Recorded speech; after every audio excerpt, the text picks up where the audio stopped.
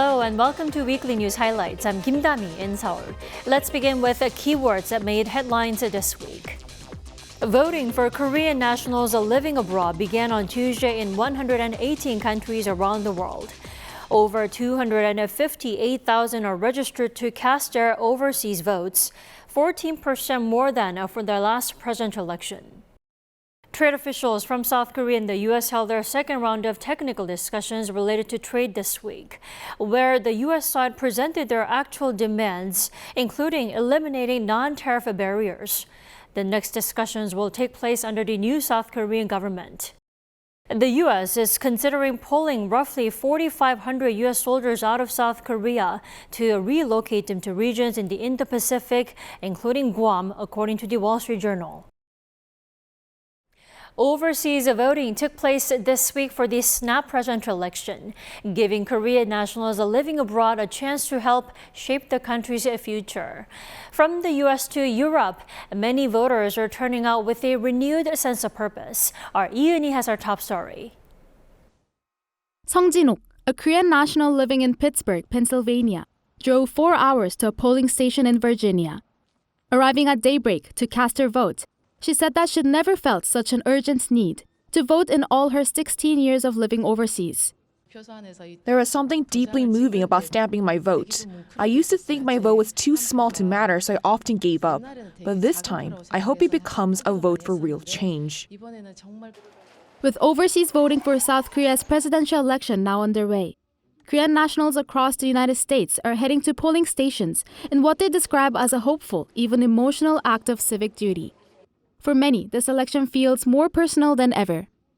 I hope this election brings us closer together, a society united through democracy. Meanwhile, others cast their ballot, thinking of future generations. I want our children to grow up in a society where responsible leaders step up.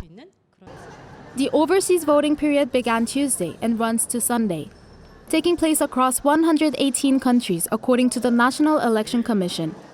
A total of 258,000 overseas voters registered for this year's election, which is roughly a 14% increase compared to the previous election. Overseas voters in Asia account for the largest bloc at around 129,000 registered voters, followed by the United States and Europe.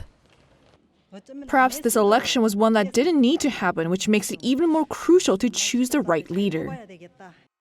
In Japan, out of around 400,000 eligible voters, around 9.4% have indicated their intention to vote. The future of Korea-Japan relations under the next president is one of their top concerns. There are many complex historical issues, but I hope the two countries can at least build a cooperative relationship on current matters. In an effort to improve accessibility for Korean citizens living abroad, the NEC has installed new polling stations such as those in Lithuania, Estonia, and Luxembourg. As the overseas voting window continues ahead of the domestic election period, many voters say they're not just casting a ballot, but expressing their hopes for a better, more unified country. 이은희, Arirang News.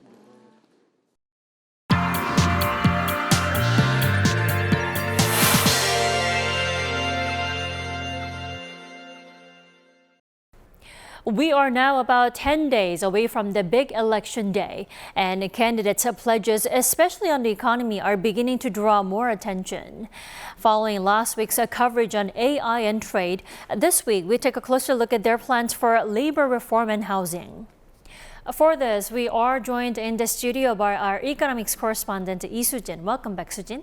Great to be here. So Sujin, let's start with labor reform. Tell us how candidates are proposing to improve labor conditions here in the country. Sure. So South Korea's presidential candidates are hoping to win the votes of those wishing for a better work-life balance by, as you said, improving labor conditions. To do so, the two frontrunners have proposed a 4.5-day work week.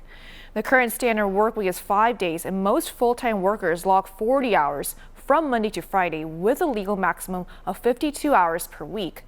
The 5-day workweek was introduced under a 2003 revision to the Labor Standards Act and fully implemented nationwide by 2011. Now, attention is on whether a 4.5 workweek will become a reality this year. And here's how an expert assesses the key goals behind the two leading candidates' proposals. Let's take a listen. Also, he focused on 4.5-day work week is actually aimed at reducing worker fatigue and improving work-life balance. With people hope that this will also boost the productivity. If you look at the Kim Moon-soo's proposal, he believes that with a good negotiation between workers and employers, a more flexible system can be achieved without making dramatic changes. Sujin, a 4.5 work week sounds pretty promising and also exciting at the same time, but do walk us through what each candidate's 4.5 work week looks like. Right, to start off with Democratic Party candidate Lee Jae-myung, just as we heard from the expert, his focus is on easing worker burnout. He has proposed reducing the standard work week from 40 to 36 hours by cutting Friday afternoons without reducing wages. The proposal also includes providing incentives for companies to adopt the new schedule and has a long-term goal of eventually transitioning to a 4-day work week. South Korea's total working hours are too long, about 200 hours more than the OECD average. Longer hours no longer mean higher productivity.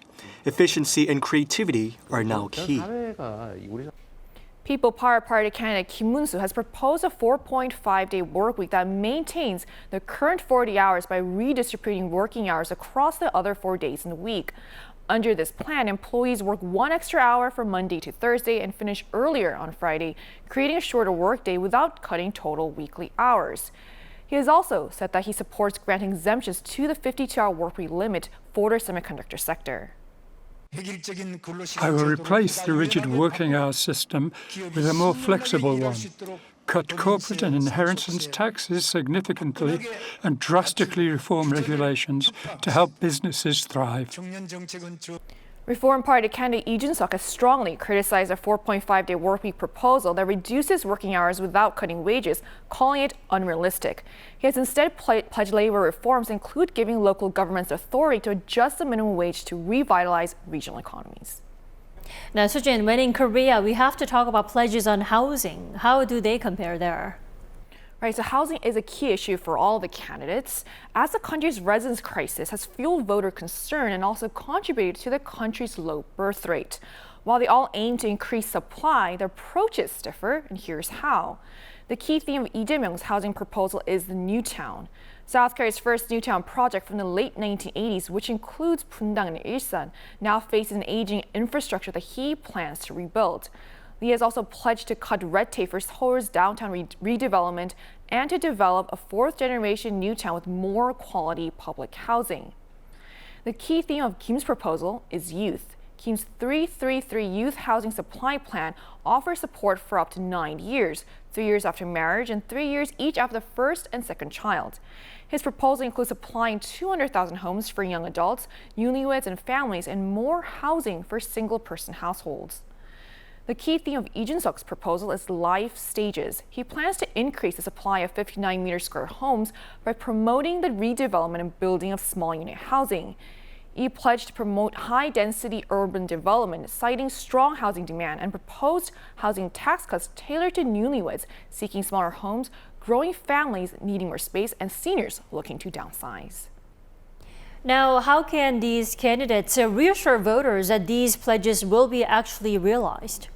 Right, so feasibility has actually been raised as a key area of concern, and it looks like it will be crucial for candidates to make it clear to voters that they will be able to bridge the gap between parties to move policies forward. Here's what an expert said. I think that for the next 6 months after the new administration, everything depends upon how successful Congress and the government comes up with the revolutionary deregulatory kind of a framework. All we need is a political consensus, and I think this is very much possible. Well, we'll have to see if the pledges are strong enough to convince the voters. Sujin, thanks for coming in today. Thank you for having me.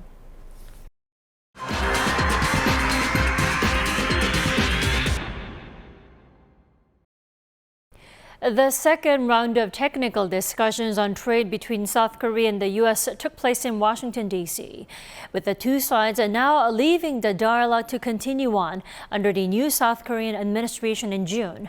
Our Moon Ji-young has the details. South Korea and the U.S. concluded the second round of working-level consultations in Washington, D.C. on Thursday. These talks come as South Korea seeks to negotiate product-specific tariff and the reciprocal tariff imposed by the Donald Trump administration. The Korean delegation led by Jang Sung-gil, Director General of Trade Policy at the Ministry of Trade, Industry and Energy, met with officials from the Office of the U.S. Trade Representative. The technical discussions focused on 6 key areas: balanced trade, non-tariff measures, economic security, digital trade, country of origin, and commercial considerations. The U.S. side reportedly raised specific issues concerning Korea's non-tariff barriers as detailed in the USTR's report from late March. That report listed 21 measures, including restrictions on imports of U.S. beef from cattle over 30 months old, digital trade barriers, and the offset defense trade policy. Washington wants Seoul to lower non-tariff barriers and expand imports from the U.S. to reduce trade deficits. The South Korean government intends to conclude negotiations with the U.S. after a new president takes office following the upcoming June 3rd election.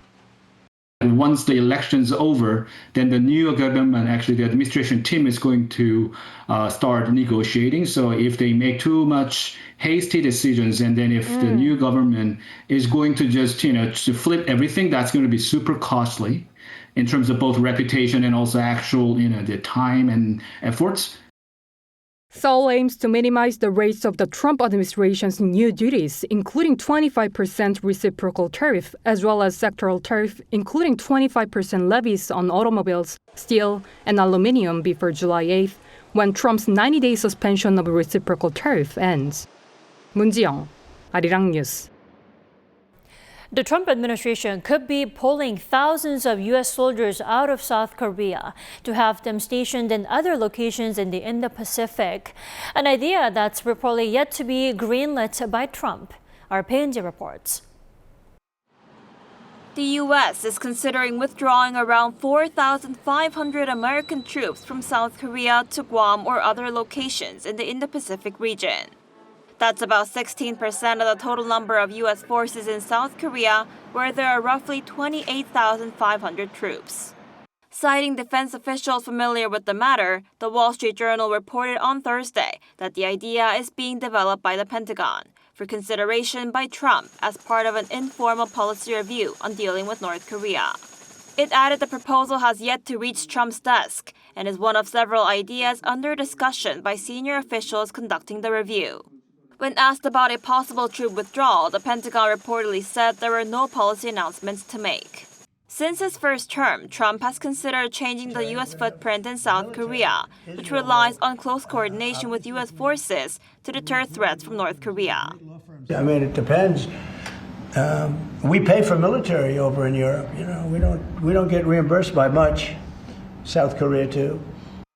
But the head of the U.S. Indo-Pacific Command has presented negative views about the idea of a troop drawdown in a Senate hearing last month, saying the loss of the force on the Korean peninsula would mean a higher probability that North Korea would invade.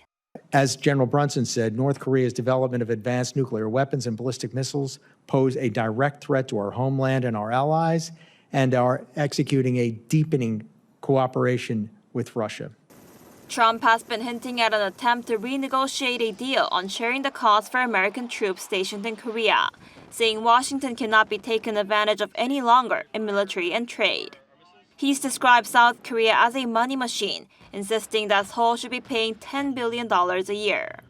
Pulling troops out of Korea could mean that the Trump administration is looking to redeploy them to areas that better align with priority goals, such as countering China. The Washington Post reported in March that a secret internal guidance memo signed by Defense Secretary Pete Hegseth showed that the country considers China as its sole pacing threat, pressuring allies in East Asia, Europe, and the Middle East to spend more on defense to deal with threats from North Korea, Russia, and Iran. Paeunji, Arirang News. Also this week, U.S. President Donald Trump said he'll be protecting his country from missile attacks by building what he calls a Golden Dome. He says the $175 billion project should be capable of shielding the U.S. even if the missiles are launched from space. Lee Seung-ja's more. U.S. President Donald Trump announced on Tuesday his plan for a missile defense program dubbed Golden Dome. The multi-layered system would allow for U.S. weapons to be put into space for the first time.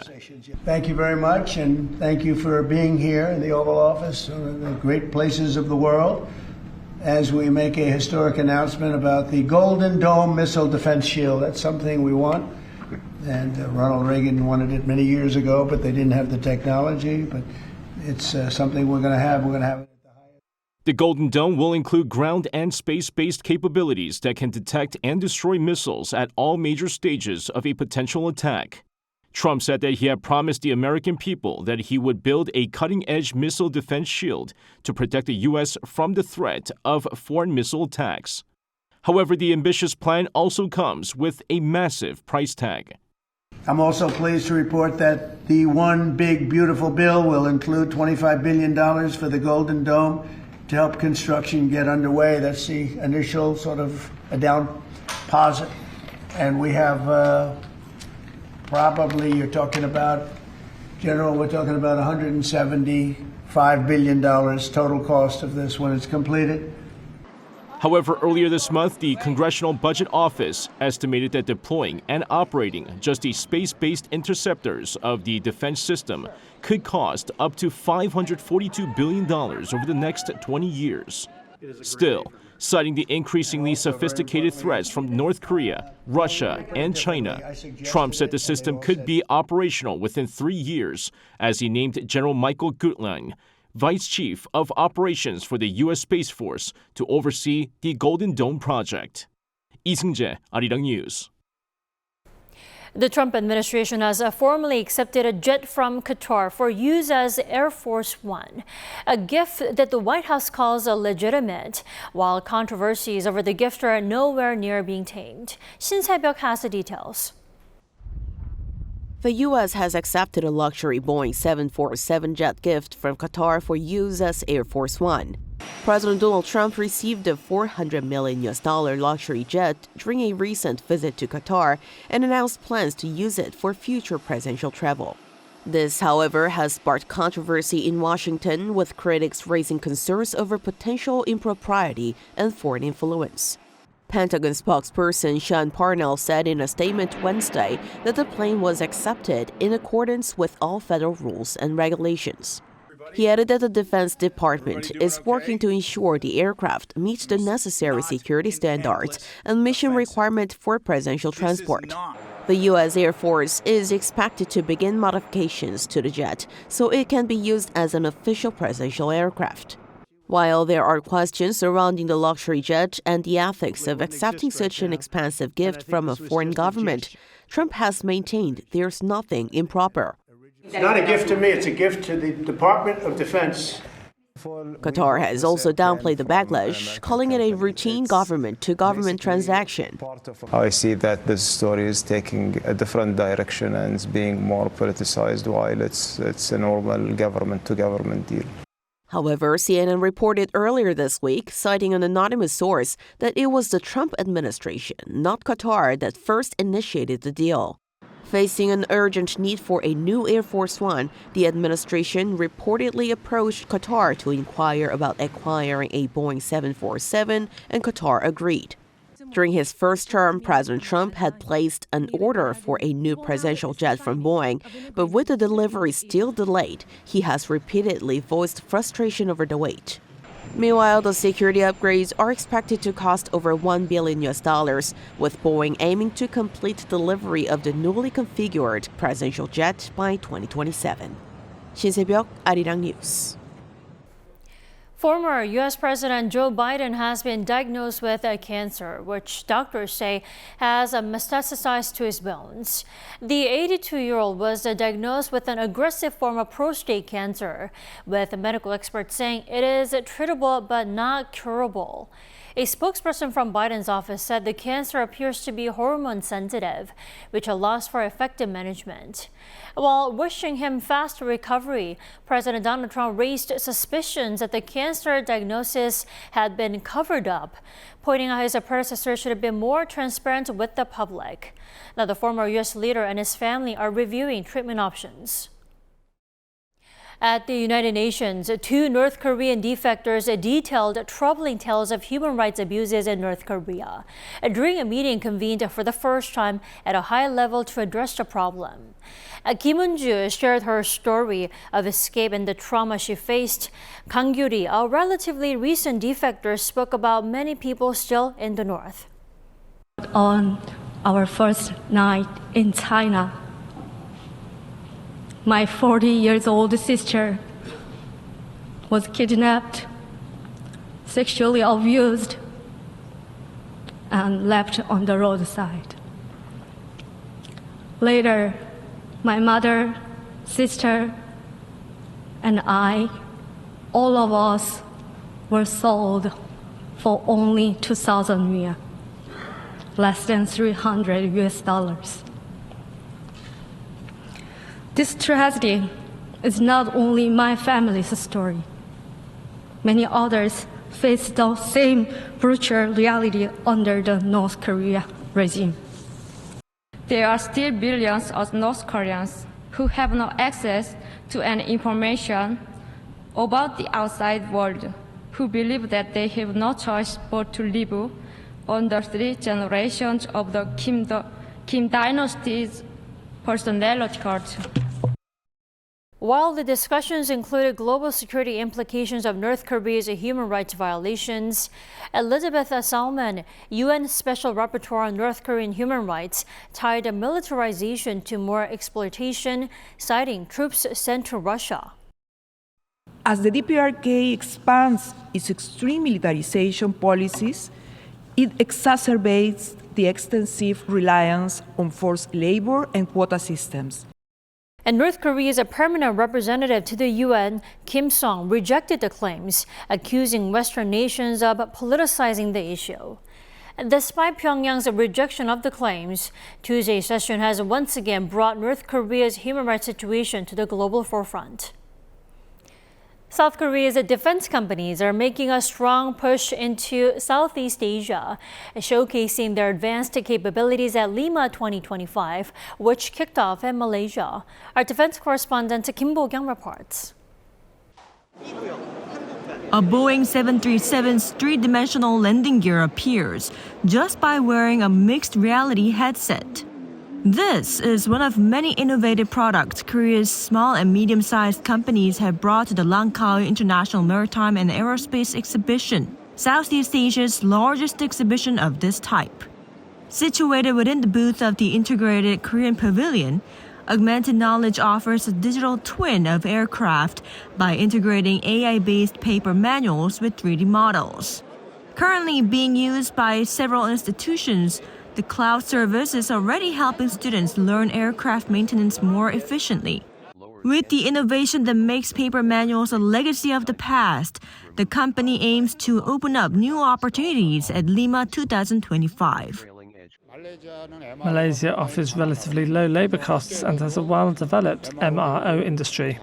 We're in contact with both companies like GE Aerospace and local schools, aiming to establish a foothold in Southeast Asia. Optical communications company Fostec, which is showcasing expanded beam connectors that are reliable for field use, is already producing cables used for Korean missile defense systems like Cheonggung. It now aims to explore more chances in the global market. Our products are about 1/5 the cost compared to Amphenol and Glenair, with delivery times reduced by about half, while maintaining equal or superior quality standards. Also eyeing the Southeast Asian market is an anti-drone manufacturer, producing a system that integrates multiple functions into one. It can detect, operate jamming methods, disrupt the signals and spoofing, and send false GPS signals to mislead the drone to move to a different direction. I've heard that many key officials from important agencies such as the Malaysian Air Force and police will be attending, so we hope there will be an opportunity to participate in bids with the Malaysian government. With strong government support behind them, Korean defense SMEs are taking a big leap into the global market. Kim Bo-kyung, Arirang News, Langkawi. South Korea is opening doors in the world of gaming, working to make esports more inclusive and accessible for people of all ages and abilities. From regional tournaments to national leagues, the country is actively building a path to discover and nurture future esports stars. Now, events like Gyeonggi Esports Festival reflect this mission, uniting students, families, and disabled gamers. Our Lee was there. This group of people are university students in their everyday lives. But for this moment, they are the stars of the stage as gamers. The 2025 Gyeonggi Esports Festival has kicked off at Kintex, bringing together a diverse range of participants. This annual event strives to reshape the perception of esports and make it an integral part of everyday culture by making it more accessible. This year, the introduction of a tournament for disabled players adds greater meaning to the event. It shares the message that regardless of physical limitations, everyone can connect and enjoy the experience of gaming. I have an intellectual disability, which makes it hard to express my emotions. I joined this tournament because it features a game I'm familiar with, so I felt confident. Whatever the result, I try to accept it and move forward. Being here on the ground, we can clearly see just how much interest people of all ages in South Korea, a global gaming powerhouse, have in a wide variety of games. But beyond the popularity, what's truly striking is the growing effort to nurture new talents in the industry. Debuting this year, the 2025 Korean Esports League kicked off with eternal return matches at the festival and continues with competitions across the country, including PUBG Mobile and FC Mobile tournaments. Hosted by the Culture Ministry and co-organized by the Korea Esports Association alongside leading game developers including Krafton and Nexon Korea, the league aims to strengthen the foundation of the country's esports ecosystem. With teams from 14 regions participating, the league runs through October, providing a platform for the next generation of esports stars, the future fakers of Korea. Coming up in June, the Global Esports Forum hosted by the Korea Esports Association will bring together international experts to discuss global standards in esports, with Korea leading the conversation and paving the way for rising talents to take the global stage. Lee, Arirang News. That is all we have for this weekend. Thank you so much for watching and enjoy your weekend wherever you are.